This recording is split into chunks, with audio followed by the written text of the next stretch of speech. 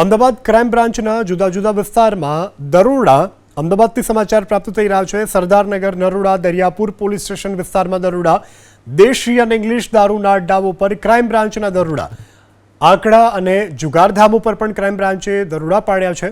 છારાનગરમાં દીપિકા નેટકરન અડ્ડા ઉપર પણ પોલીસે દરોડો પાડ્યો છે। 100 લીટર દેશી દારૂ, 1600 લીટર વોશ સહિત 60,000નો મુદ્દામાલ જપ્ત કરવામાં આવ્યો છે। દરિયાપુરના પોપટિયાવાડમાં ધમધમતા જુગારધામ ઉપર ક્રાઇમ બ્રાન્ચ ત્રાટકી છે। તો અનવર અલી ડોસાણી, સાજિદ ઉર્ફે મલિક યાકૂબ, અનવર હુસૈન શેખને ઝડપી લીધા છે। મહેમદભાઈ શેખને પણ ક્રાઇમ બ્રાન્ચે જાહેર કર્યું છે વોન્ટેડ।